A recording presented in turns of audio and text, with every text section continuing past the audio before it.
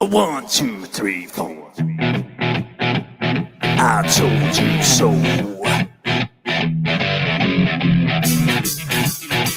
I told you.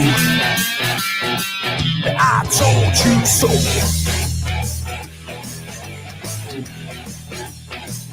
I told you.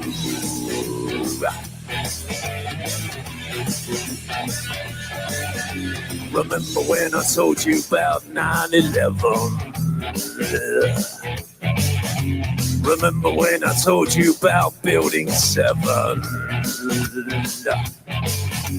Remember when I told you about the fluoride in the water? Yes, I did. Remember when I told you about the New World Order? Remember that? Remember when I told you about the chemtrails in the sky? Remember when I told you that NASA was full of lies? Remember when I told you about the ultra mind control? Well, I just want to say that I told you so, yeah.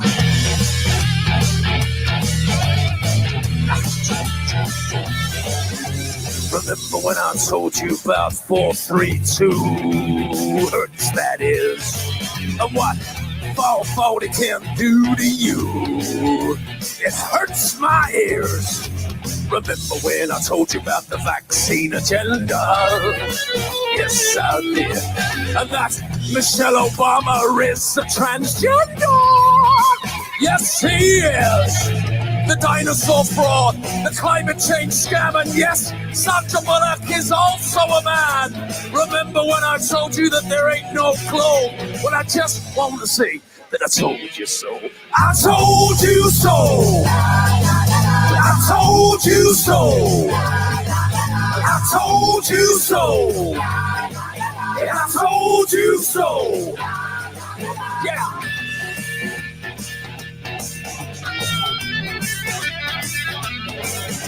Remember when I told you about the TV flicker rate? And how it puts your brain in an alpha state? Remember when I told you about germ theory? Remember when I told you about gravity? Remember that? Remember when I told you about Paul McCartney? Remember when I told you about direct energy? Remember when I told you about Monsanto? Well, I just want to say that I told you so. I told you so. I told you so. I told you so. I told you so. Yeah.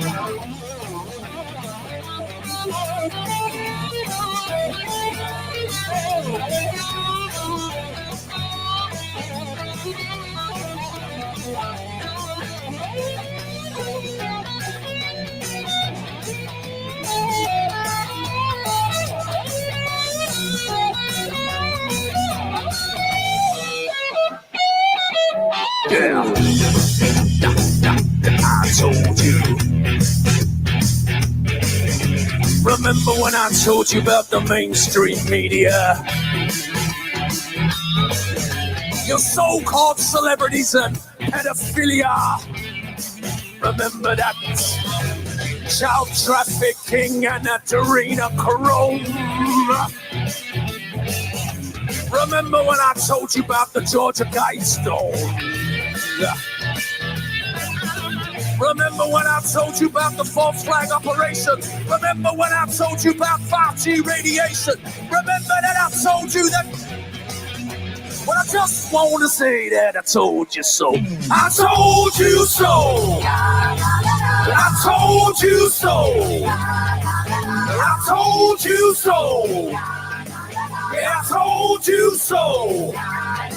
Yeah. But you didn't listen. I told you so. I told you so.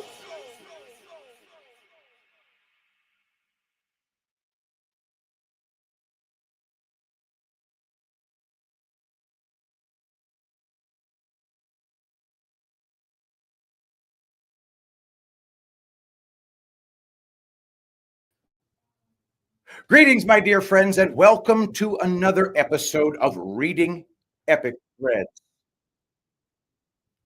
I'm your host, Patrick Gunnels, joining you from Houston, Texas, this March 1st, 2025 at 10:54 a.m. Central Standard Time. Just a teeny bit more standard time available to us, and then we spring forward directly into the hellish crapscape known as daylight savings times. All right, my wife tweets at me saying, realizing I grew, oh, that's delightful. I grew a boy inside of me. So I did, in fact, grow a pair. That's charming, Ashley Gunnels. Okay, so we're doing one piece today, guys, and that piece is going to be from the wonderful, extremely thorough, extremely smart Mike Stone. This is from mikestone.substack.com. The piece is called Pasteur's Method of Treating Hydrophobia. Utilizing, some would even say using, popular fears and fantasies to impose new medicines. My English professor at the University of Texas always made fun of the use of the word utilize. He said, what are we, French? Utiliser. Utiliser. We have a perfectly good Anglo-Saxon word, use. I don't know if it's Anglo-Saxon. It's just short. Funny thing about English is it basically is just French. I begin. This is from mikestone.substack.com. On December 15th, 2023, I announced that I had begun the early stages of writing a book, something I had always dreamed of doing. With the wealth of material from both of my sites, I could have easily reformatted my existing work into one. However, I wasn't content with simply repackaging old articles. If I was going to write a book, I wanted to dig deeper, presenting not just my previous research, but also new evidence and fresh insights. What began as a short introductory booklet exposing the fraud of virology has since evolved into something much larger. To do this right, I felt it was necessary to trace the origins of the germ theory, in quotes, because a theory has a specific definition and the germ theory is not one, of disease, and explore how it laid the foundation for virology as a subsidiary field. As such, I have been conducting a more nuanced and detailed examination of Louis Pasteur's work. Some of this research made its way into my article, The Germ Hypothesis, Part 1, Pasteur's Problems. Tom Cowan calls it the disproven germ hypothesis. In the case of virology, there's not even a hypothesis because you can't have a hypothesis without an observable thing to call your hypothesis. We'll get to that later. Where I analyze his experiments on chicken, cholera, anthrax, and rabies. As I expanded on these areas for the book, I developed an even greater appreciation for just how fraudulent and deceptive his research truly was, especially regarding rabies. While I have written about rabies in the past, specifically about it being a virus of fear, it always seems that there is more underneath the surface left to discover. In fact, there is enough material on rabies alone to fill an entire book, making it particularly challenging to condense everything into just a portion of a chapter on Pasteur. Fortunately, while researching this section, I came across what I consider to be one of the most concise and damning critiques of Pasteur's rabies experiments. This critique was presented before the Philadelphia Medical Society by Dr. Charles Winslow Dulles on January 13th, 1886. The introduction by the Victoria Street Society, united with the International Association for the Protection of Animals from Vivisection, that's gutting them alive, described Dr. Dulles' analysis as the most effective criticism of Pasteur's hydrophobia treatment they had ever encountered. They noted that Pasteur's own explanations were, quote, lacking in the essential elements of cohesion, consistency, and clearness, end quote. Some might call that word clarity. Introduction, quote. The following important paper forms by far the most effective criticism which we have yet seen on the Pasteurian theory of inoculation for hydrophobia. It is from the pen of an American medical man who has evidently read the whole series of Monsieur Pasteur's expositions of his system in the original bulletins, and it will be seen that the result of this careful professional examination is to show that the explanations, even from Pasteur's own mouth, are lacking in the essential elements of cohesion, consistency, and clarity. The paper of Dr. Dulles was originally read before the Philadelphia Medical Society on the 13th of January last, end quote. As I also find this paper to be a highly effective critique of Pasteur's research, I am presenting it here in its entirety. However, to further clarify key points made by Dr. Dulles, I have included additional commentary and supporting evidence throughout. Hopefully, by the end, Pasteur's fear-based fraud will be even clearer for all to see.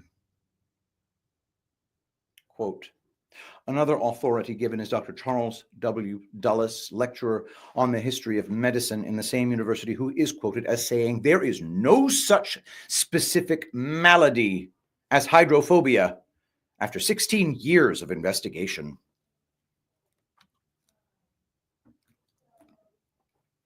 When Dr. Charles Winslow Dulles gave his presentation, Pasteur's method of treating hydrophobia, to the Philadelphia Medical Society, he began by presenting a resume of Pasteur's rabies communications up to that point.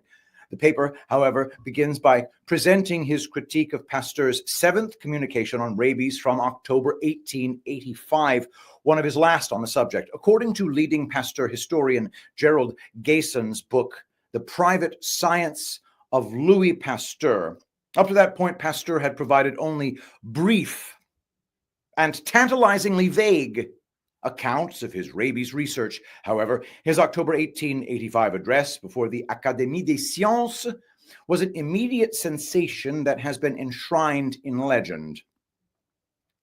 In his communication, as Dr. Dulles pointed out, Pasteur immediately admitted that his previous vaccination method described in prior communications rendered only 15 or 16 out of 20 dogs, quote, refractory to rabies. He also acknowledged that determining refractoriness, i.e. immunity, required no less than 3 or 4 months, significantly limiting the number of experiments he could conduct. Dissatisfied with these results, Pasteur devised an alternative approach. This new method involved trephination, removing a circular piece of bone from the skull and injecting spinal cord material from a rabid dog directly into a rabbit's brain.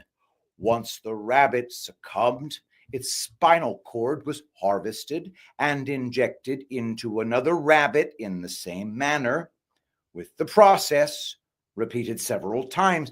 Eventually, the spinal cord from the final rabbit was removed and left to dry, a procedure Pasteur claimed reduced its, quote, virulence.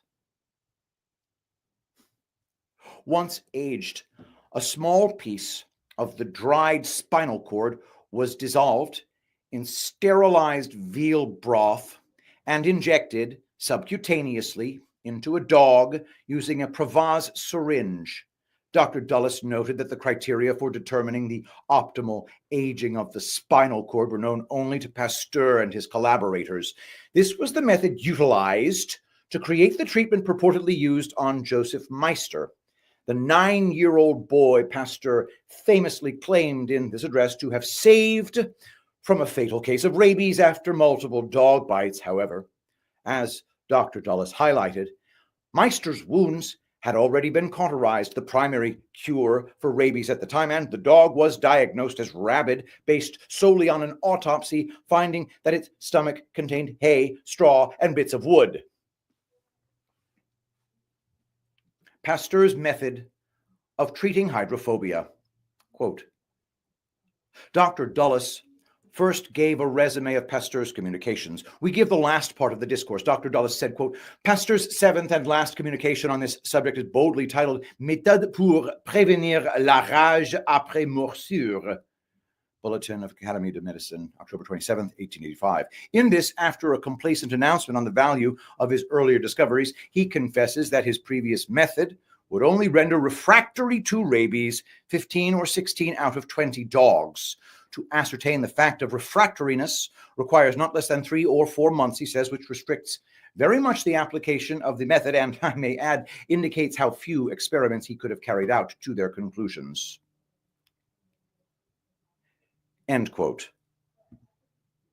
Interestingly, Pasteur relied on Doctors Alfred Vulpian and Émile Granger to examine and treat the young Meister rather than his most trusted collaborator, Émile Roux. This was because Roux had a clear appreciation of just how boldly, even recklessly, Pasteur was willing to apply vaccines in the face of ambiguous experimental evidence about their safety or efficacy. While working on the rabies vaccine, tensions between the two nearly led to a permanent rupture. Their disagreement centered on how much reliable evidence should be gathered through animal experimentation before it became ethical to proceed with human trials. Unlike Pasteur, Roux was a qualified medical doctor, fully licensed to practice medicine. He could have administered the so-called life-saving injections to Joseph Meister, yet he was noticeably absent from the entire ordeal.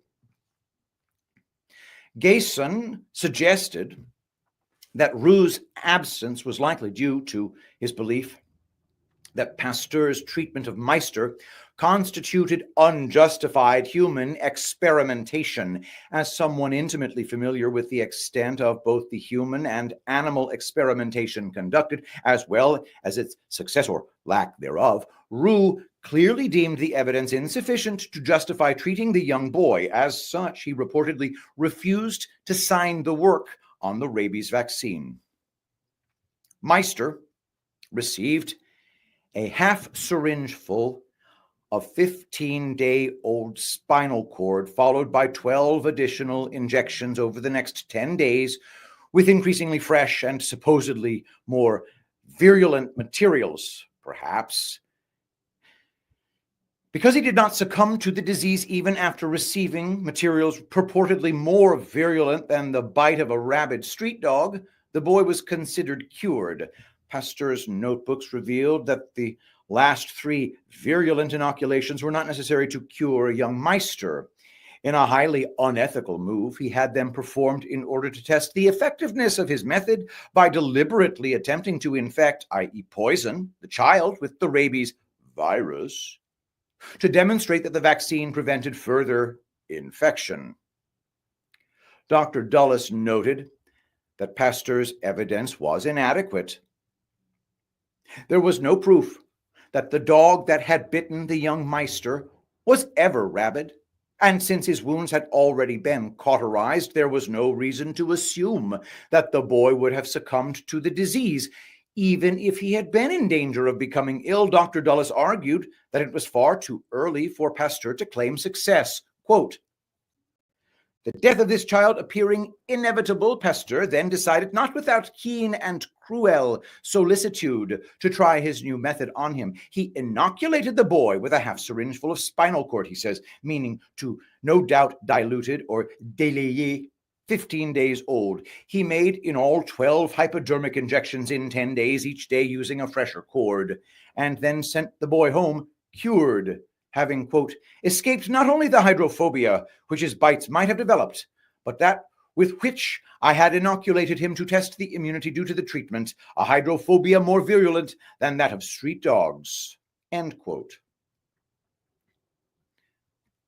Dr. Dulles noted that Dr. Jules Guérin, a French physician and surgeon known for his work in orthopedics and anatomy, immediately opposed Pasteur's evidence, although his protest was ignored by the president of the Académie de Médecine.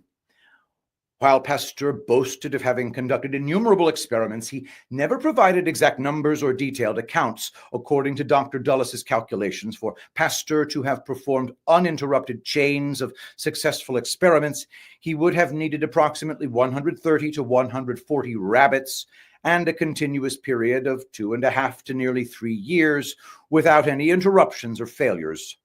Dr. Dulles questioned the plausibility of such an experimental record and the trustworthiness of Pasteur's claims.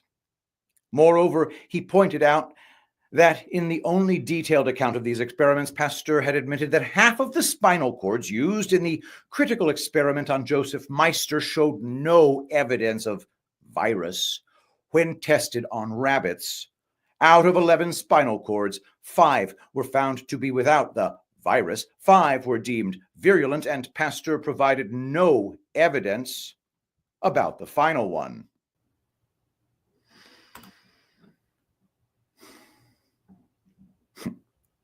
According to Dr. Dulles' calculations, for Pasteur to have performed uninterrupted chains of successful experiments, he would have needed approximately 130 to 140 rabbits and a continuous period of 2.5 to nearly 3 years without any interruptions or failures.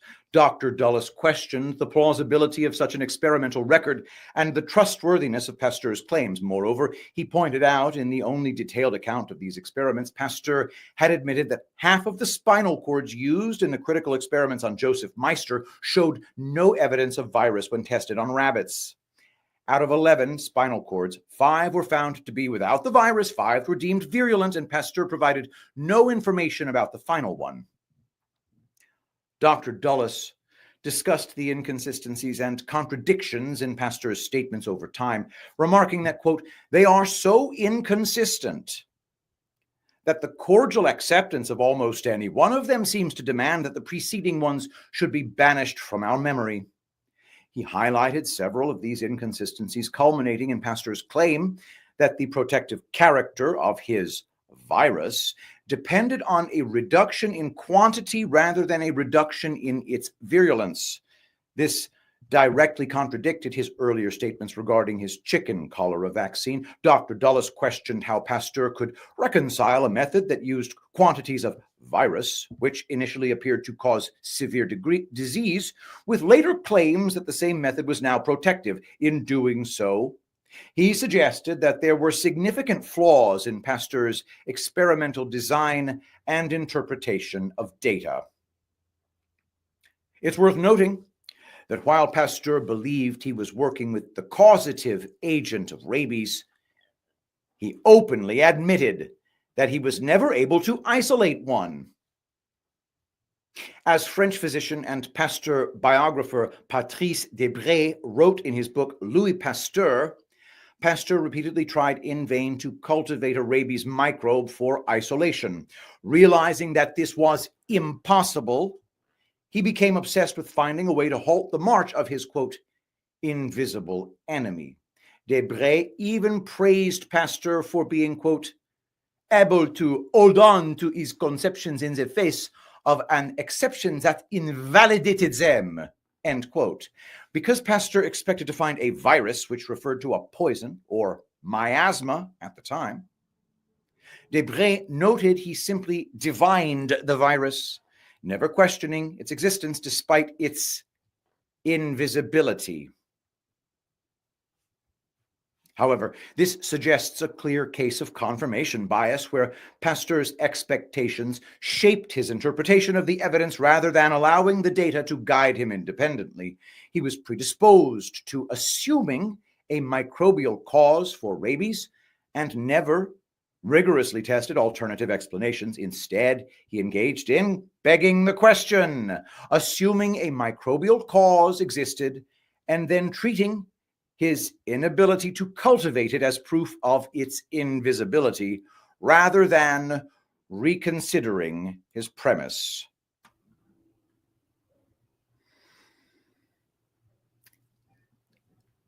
As Dr. Dulles pointed out, Pasteur ultimately rationalized his contradictory results by proposing that his invisible enemy was actually two distinct substances, one animate, which germinated in the nervous system, and one inanimate, which arrested its development. Rather than acknowledging flaws in his hypothesis, Pasteur created a fictional narrative of competing substances to reconcile his failed attempts at isolation with his unwavering belief in a microbial cause.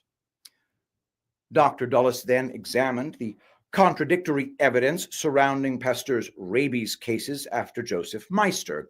One notable incident involved 4 boys from Newark, New Jersey, who were allegedly attacked by a rabid dog. A fundraising campaign backed by figures like Andrew Carnegie, a key promoter of germ theory in America and an architect of the allopathic takeover of our medical system, sent the boys to Paris for Pasteur's treatment. Afterward, they were paraded around as proof of his cure, showcased as living advertisements to promote his success.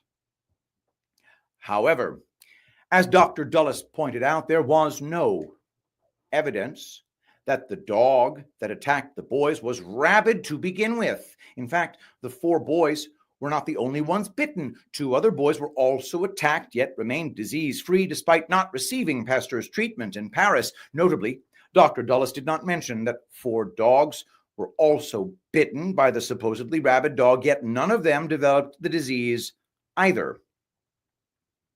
Dr. Dulles also highlighted the tragic case of a 10-year-old girl who received Pasteur's treatment, Louise Pelletier. According to René J. Dubos's Louis Pasteur Free Lance of Science, she was brought to Pasteur on November 9, 1885, 37 days after being bitten on the head by a mountain dog. Believing that such a delay often led to fatal outcomes, Pasteur was reluctant to treat her as she had not yet shown any symptoms of rabies. However, at the pleading of her parents, he proceeded with the treatment. On November 27th, 11 days after the treatment concluded, the first symptoms of hydrophobia appeared, and Louise Pelletier tragically passed away. Pasteur excused this failure due to the young age of the girl and the proximity of the bite to the brain.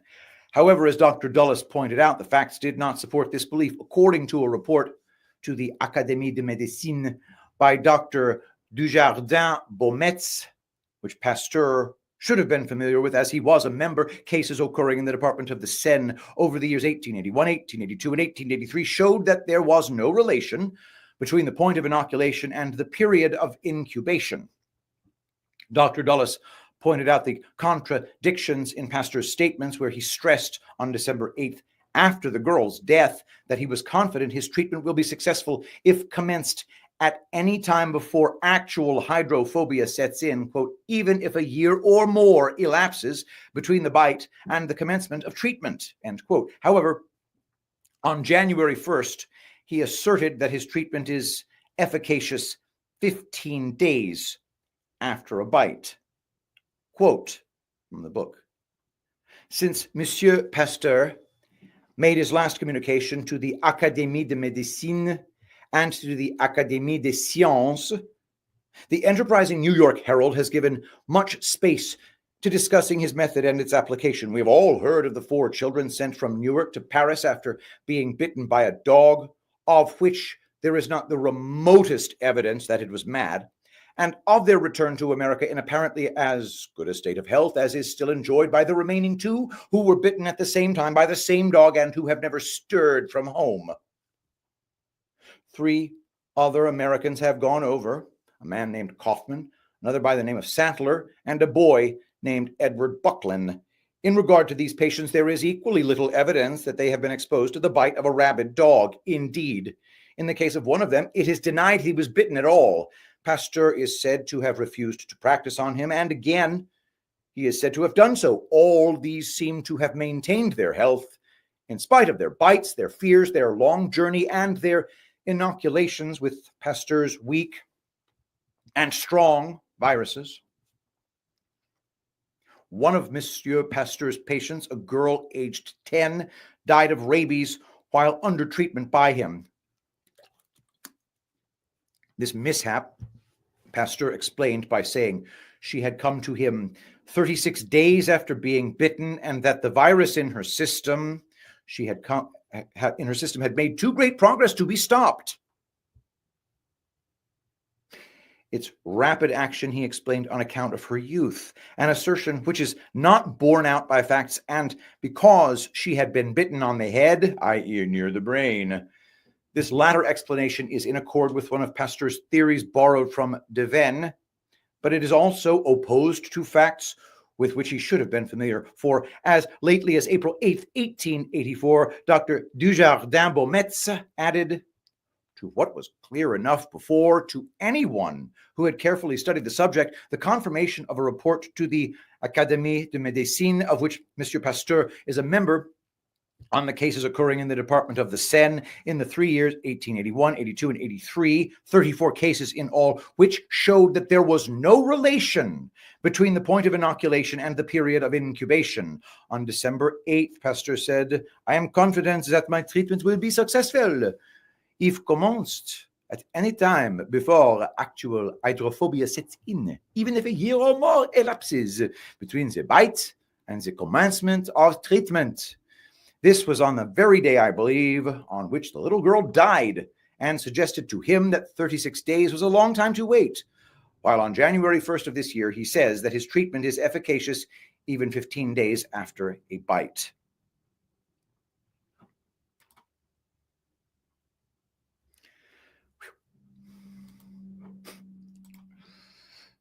Dr. Dulles criticized Pasteur for keeping his method a secret, despite claiming that it was simple and practicable. For instance, Pasteur never revealed how much veal broth should be mixed with a given quantity of so-called rabid spinal cord used in his injections. This secrecy meant that no one outside of Pasteur and his colleagues could verify his experiments. As Gaisson noted, many in the medical and scientific press considered Pasteur to be an egomaniacal man who was intolerant and a representative of official science, as well as an unscrupulous, secretive, and greedy opportunist. Pasteur was so secretive about the direction of his research that even his trusted collaborator, Émile Duclos, complained of his Olympian silence. Dr. Dulles then leveled his harshest criticism at Pasteur, arguing that the so-called proofs were nothing more than his unsupported assertions. He pointed out that Pasteur's claims were not only internally contradictory, but also contradicted established facts, some of which he seemed unaware of. Dr. Dulles found no evidence that Pasteur was even familiar with the clinical manifestations of hydrophobia or its history. Book cover: Disorders Mistaken for Hydrophobia by Charles W. Dulles, M.D., Fellow of the College of Physicians and of the Academy of Surgery of Philadelphia, surgeon to the outpatient department of the Hospital of the University of Pennsylvania and of the Presbyterian Hospital in Philadelphia, etc. A few years before his critique of Pasteur's work, Dr. Dulles wrote the short 44-page booklet, Disorders Mistaken for Hydrophobia, in which he noted that the symptoms of hydrophobia appeared in no fewer than 30 disorders, and likely many more. Rather than acknowledging these cases as misdiagnoses of human rabies, physicians classified them under the vague label of spurious hydrophobia, as if it were a distinct condition. Dulles argued that this term merely created a new category without identifying the true causes of these cases, suggesting that many supposed rabies diagnoses were in fact misdiagnoses of other conditions.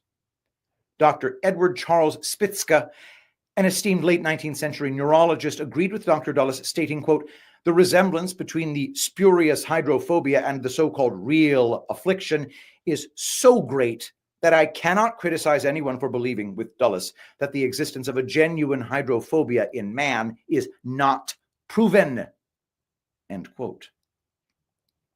Dr. Dulles pointed out that Pasteur appeared either ignorant of or willfully dismissive of the research from his own country, never acknowledging whether it had contributed anything of value, nor did he recognize the work of researchers outside France. This lines up with Gasson's observations, as he frequently noted Pasteur's obsessive focus on priority.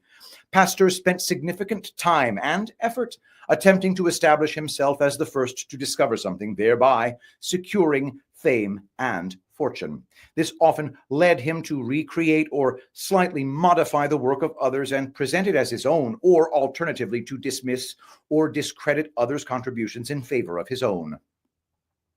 Dr. Dulles highlighted Pasteur's first failure in rabies research stemming from his mistaken belief in a saliva microbe as the cause of the disease. This embarrassing episode began on December 10th, 1880, when Pasteur learned of a 5-year-old boy who died a month after being bitten on the face by a supposedly rabid dog. Using a painter's pencil, Pasteur collected mucus from the boy's mouth, mixed it with water, and injected the solution into 2 rabbits, both of which died within 36 hours. Over the following weeks, he used the blood from these rabbits to induce similar symptoms in other rabbits and dogs, identifying a new microbe with a figure-8 shape reminiscent of the one he had previously observed in chicken cholera studies.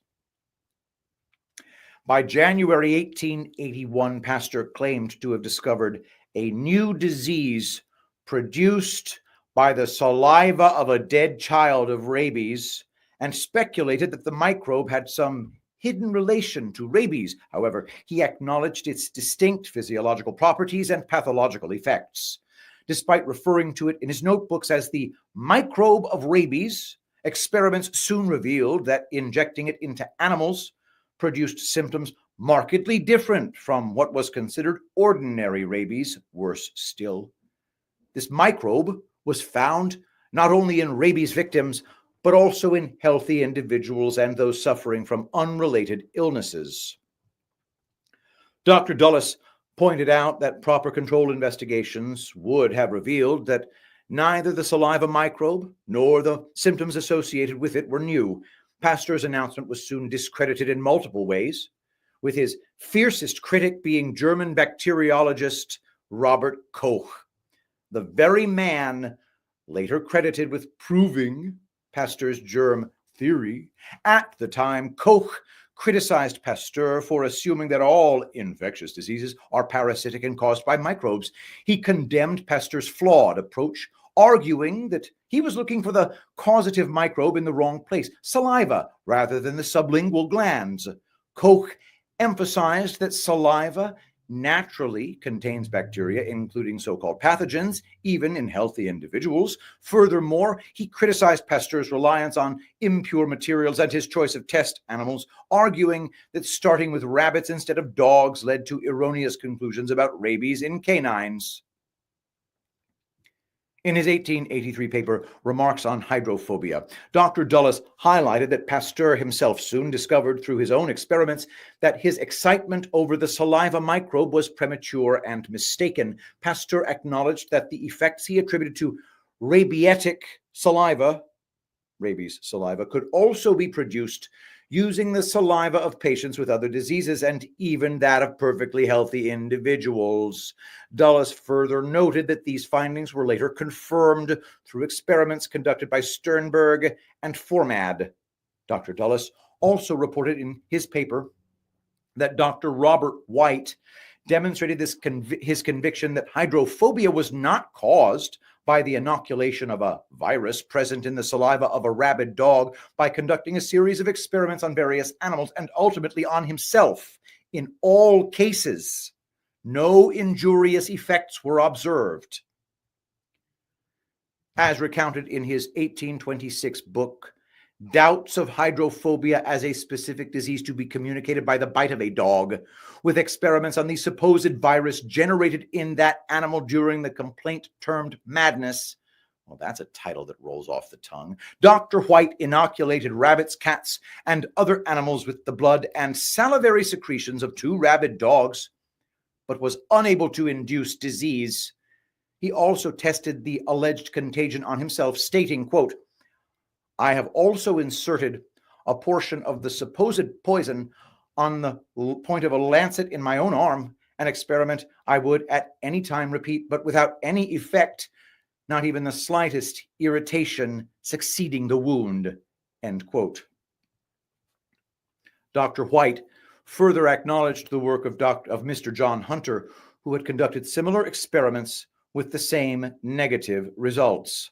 Quote, "The very outset of his work in the beginning of 1881 is marked by a positive announcement of a new microbe and a new disease, and an angry repudiation of the suggestion of Collin that controlled investigations and experiments would show that neither microbe nor disease was new. This announcement, however, was soon shown to be erroneous in every part.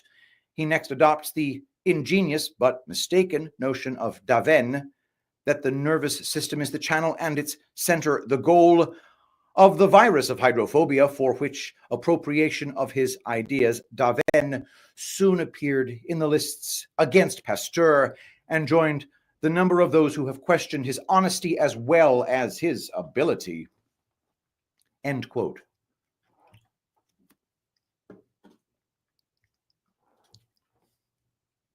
Dr. Dulles criticized Pasteur's secrecy, highlighting that no one outside Pasteur's laboratory could reproduce his results. In fact, experiments conducted independently of Pasteur directly contradicted Pasteur's methods and claims about the so-called rabies microbe. For example, in his paper, "How Can We Prevent False Hydrophobia?" Dr. Edward Charles Spitzka demonstrated that rabies and hydrophobia could be induced in dogs by inserting any foreign substance into their brains, not just materials Pasteur deemed rabid. Dr. Spitzka used a variety of substances, including soft soap, calf's marrow, calf's end, and even the spinal cord of a man who was claimed to have died of rabies. He inoculated the dogs using the same trepanning technique advocated by Pasteur. All of the dogs exhibited symptoms of madness, including epileptic delirium, which resembled human rabies. Dr. Spitzka concluded that the, quote, "method of demonstrating rabies by direct inoculation of the brain is fallacious, and that rabies diagnoses were being obtained through misleading methods." In another instance, Austrian physician Dr. Anton von Frisch was sent for an internship in Pasteur's laboratory to learn his vaccination method in 1886. He eventually returned to Vienna, bringing with him rabbits that were said to be infected with rabies. However, when Dr. von Frisch attempted his own experiments, he was unable to reproduce the results claimed by Pasteur's team. Unable to verify the vaccine's efficacy, Dr. von Frisch questioned its usefulness and effectiveness, publishing a critical work titled "The Treatment of Rabies Disease, an Experimental Critique of Pasteur's Method." He remarked, quote, "Monsieur Pasteur has replied to my objections without refuting them. I therefore await with the same calmness the last word on this question. The whole method still has an insufficient experimental basis, and we are not justified in applying it to man." End quote. His conclusion received support from one of Vienna's most renowned doctors, Theodor Billroth.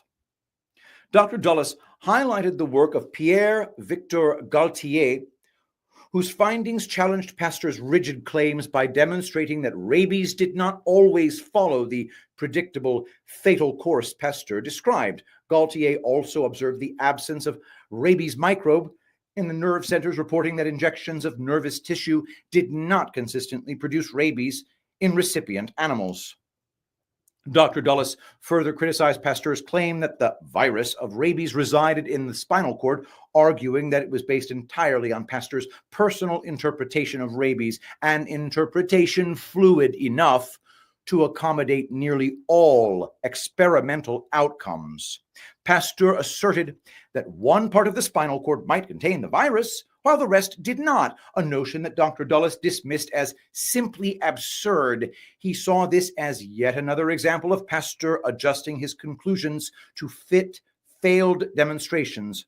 Additionally, Dr. Dulles pointed out that Pasteur, a chemist with no demonstrated diagnostic expertise relied on the presence of certain granules in brain tissue as a marker of rabies. However, these granules had been described before Pasteur took interest in them and were not exclusive to rabid animals. Dr. Dulles underscored Pasteur's glaring admission that he had never successfully cultivated his rabies virus, a stark contrast to his claims of success with anthrax and chicken cholera. He also criticized Pasteur's paradoxical assertion that he could induce a more severe and furious form of rabies by using a weaker virus and in smaller quantities, an idea that defied basic logic, as one would expect a stronger virus or a higher dose to produce a more severe disease. Compounding this contradiction, Pasteur also claimed that his protective treatment worked by reducing the quantity, not the quality, of the virus. This raised an obvious question. If reducing the quantity of the virus led to protection, how could using less of a weaker virus result in a more severe illness? If both statements were true, they directly contradicted fundamental principles of cause and effect. Dr. Dulles pointed out Pasteur's flawed assumption that structural similarities imply physiological equivalence, leading him to treat monkeys as suitable substitutes for humans in his experiments.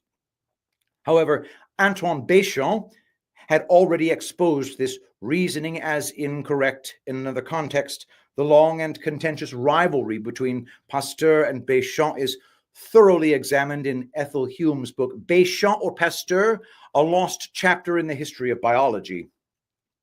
Dulles also pointed out that despite Pasteur's claims of success, not a single dog had been made refractory to rabies outside of his laboratory. He reiterated that by Pasteur's own admission, he had only managed to render refractory 15 or 16 out of 20 dogs.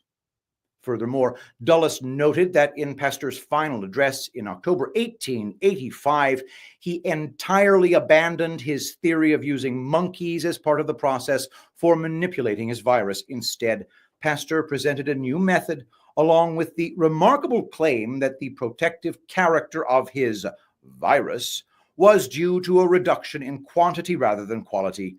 He also asserted that his method would prove protective at any time before the outbreak of hydrophobia, even if 1 or 2 years had passed since the bite. As previously mentioned, Pasteur held this position until the death of young Louis Pelletier. Under his supervision led him to reduce this period to 35 days, which was later shortened to about 15. Dr. Dulles criticized Pasteur for abandoning the belief that the real virus of rabies resided in the saliva. Instead, Pasteur opted to use an artificial irritant that never actually caused rabies, but rather included a peculiar form of septic or inflammatory disease. Dulles pointed out that, being unqualified to properly diagnose rabies, Pasteur arbitrarily labeled his experimental disease as the true one. According to Vaccines, a biography, rabies diagnoses in the 19th century were based solely on clinical grounds. This, the book suggests, probably led to diagnostic errors due to the overlapping clinical manifestations of other encephalitises affecting animals.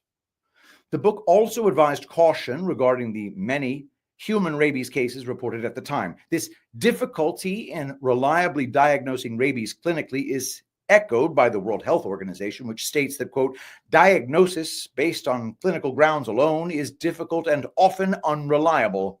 As Gason noted, there was considerable uncertainty surrounding the diagnoses of rabies, and Pasteur himself acknowledged this fact, highlighting some of the uncertainties when speaking to the Académie des Sciences about several cases of false rabies.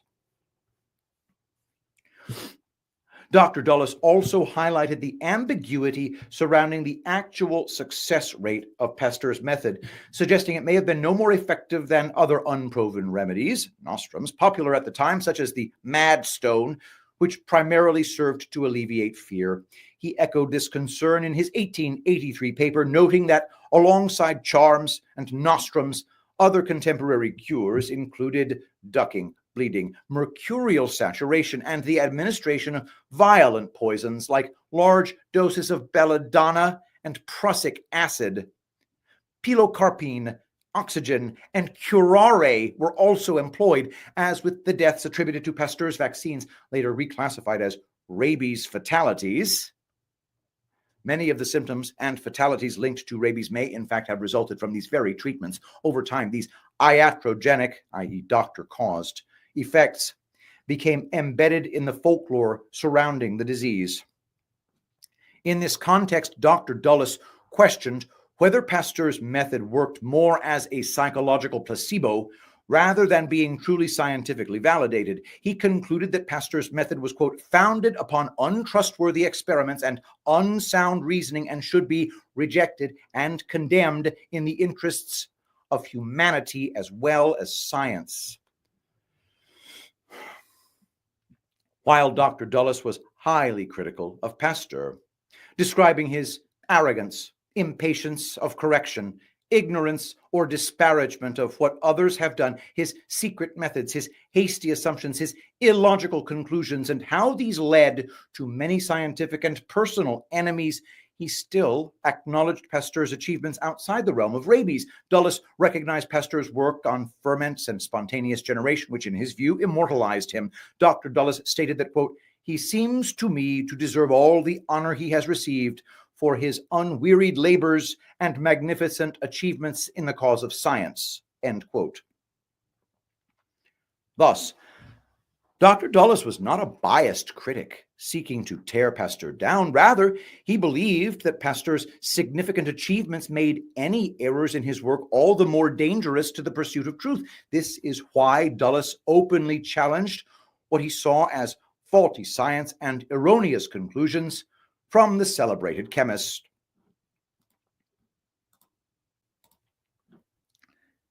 In the article, The Rouillet Affair, Pasteur was quoted as saying that one must force oneself for days, weeks, sometimes even years to fight oneself, to strive, to ruin one's own experiments, and to proclaim one's discovery only when one has exhausted all contrary hypotheses. When convinced of an important scientific fact, he described this waiting process as an arduous task. However, the article noted that Pasteur repeatedly set aside these principles to achieve his goals. As Dr. Dulles observed, Pasteur never isolated a rabies microbe. When he initially claimed to have done so, his conclusions were soon proven erroneous. Pasteur's methods of diagnosis were unreliable, and the symptoms attributed to rabies could have been caused by numerous other conditions. Using artificial and unnatural methods, he induced experimental disease that he labeled as rabies.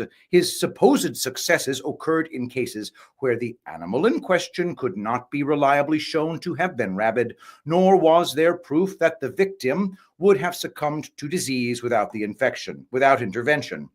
In some instances, individuals bitten by the same animal survived without treatment, while others who received Pasteur's injections later died of the very disease his method was meant to prevent. Dr. Dulles had many reasons to criticize Pasteur's experimental evidence, and he was not alone in his criticisms. Yet, over time, the voices of reason, those demanding valid scientific proof for Pasteur's claims, were drowned out and largely forgotten. Upon retrospective examination, it becomes evident that the symptoms associated with rabies were always rare and nonspecific, often arising from causes unrelated to animal bites. The diagnosis of rabies, both in animals and humans, has historically been unreliable. As historian Gerald Gayson noted, there was, quote, a very high degree of uncertainty in the correlation between animal bites and the subsequent appearance of rabies, even when the biting animal was certifiably rabid. In fact, the vast majority of people bitten by rabid animals could forego Pasteur's treatment without ever experiencing illness. Moreover, cases presenting with symptoms attributed to rabies were not always fatal and often resolved on their own, especially when the person learned that the biting animal was still alive and healthy. even in Pasteur's experiments. Some dogs injected with a rabies virus that was supposedly virulent enough to kill others displayed symptoms of rabies, yet ultimately recovered. These inconsistencies suggest that rabies has always been a fear-driven disease, rooted in the non-specific symptom of hydrophobia and reinforced by the terrifying image of an enraged, frothing animal. Dr. Spitzka quoted a leading American comparative pathologist who observed that humans, quote, often contract a pseudo-hydrophobia as the result of fear, and it is curable by moral suasion only, end quote. He further noted in Pepper's System of Medicine by American Authors that extreme heat could, quote, strongly favor the increase of that nervous fear which so often generates a fatal pseudo-hydrophobia, lissophobia, in persons that have been bitten by dogs, end quote. Many medical writers of the time acknowledged that one of the most difficult conditions to distinguish from so-called genuine rabies was fear-induced hydrophobia, a psychological condition rather than an infectious disease. In other words, rabies has always been a disease of the imagination rather than a demonstrable, quote, viral infection, and Louis Pasteur understood precisely how to exploit public fears to advance his own agenda. Patrice Debré acknowledged that Pasteur skillfully manipulated public fears and fantasies to establish a new form of medicine, today based on his questionable claims. It is widely accepted that rabies is an infectious disease caused by a virus transmitted from animals to humans through bites, and that it is 100% fatal if left untreated. This belief persists despite contradictory evidence, wildly inconsistent, quote, incubation periods, sometimes lasting up to 40 years, and numerous cases of people bitten by confirmed rabid animals who never developed symptoms, along with documented instances of spontaneous recovery. The fear-based narrative has been deeply ingrained in the public consciousness.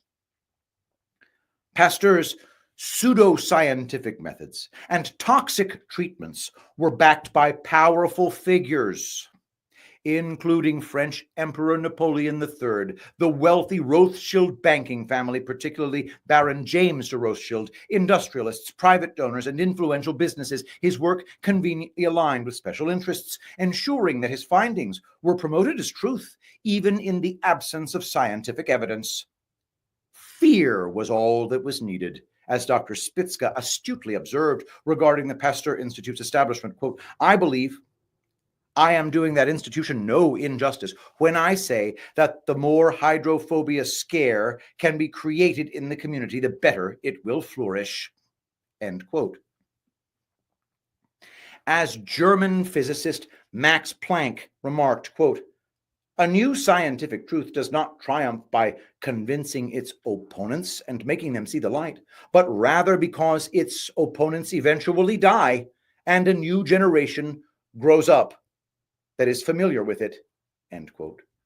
Likewise, the rabies narrative has not endured due to scientific rigor, as demonstrated by Dr. Dulles, but because each generation has been conditioned through fear propaganda to accept it without question.